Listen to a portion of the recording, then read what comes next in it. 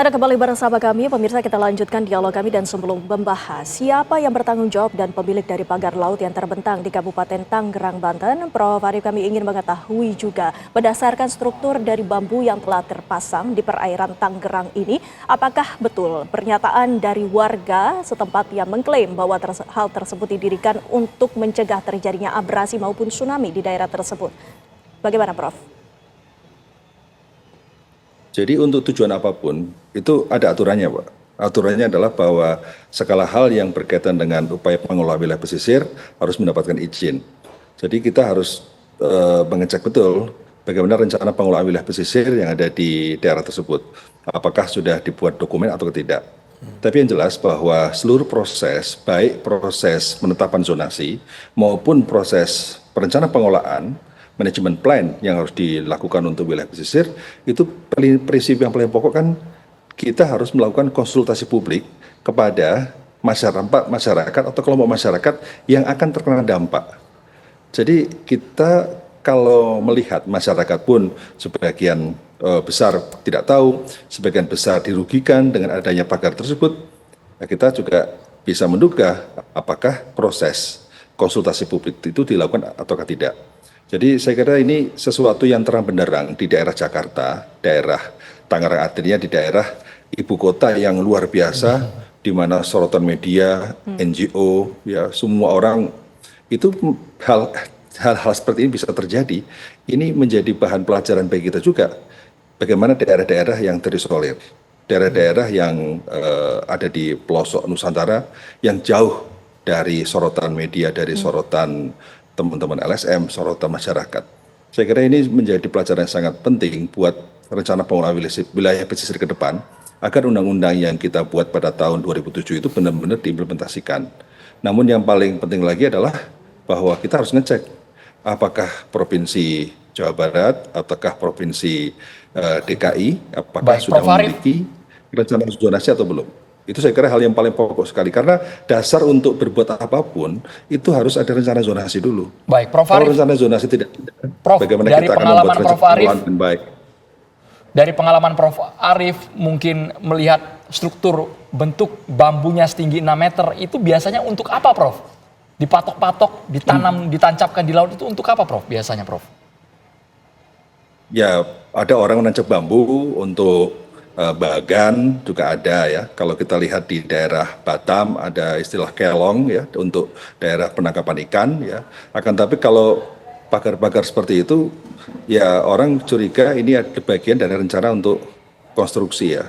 Tapi kita tidak tahu persis rencana yang memang dirancang untuk melakukan hal ini. Saya kira yang paling penting adalah ya siapa pelakunya yang melakukan pemagaran sepanjang itu ya sebaiknya bicara di publik, dari mana pembiayaannya, dasar hukumnya apa, kemudian alasannya apa, kemudian kita evaluasi. Prof. Arif, konstruksi yang dimaksud ini konstruksi yang seperti apa, Prof?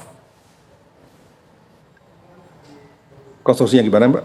Konstruksi yang tadi Anda maksud bisa didirikan untuk sebagai konstruksi ini seperti apa maksudnya? Konstruksi apa?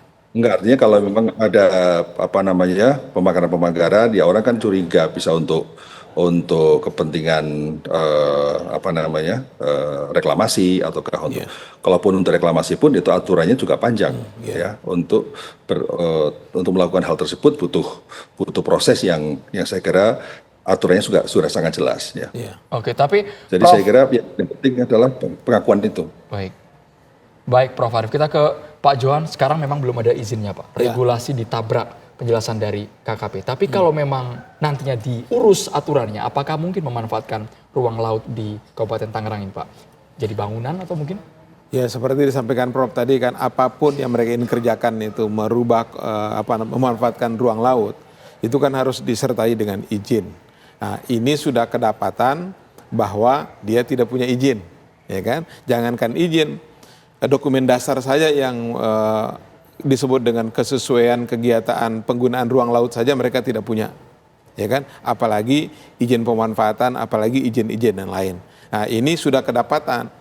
Nah, kalau kita bandingkan dengan Bekasi misalnya sedikit ya, itu kan berbeda. Judul yang dipakai oleh KKP saja untuk menyegel itu beda.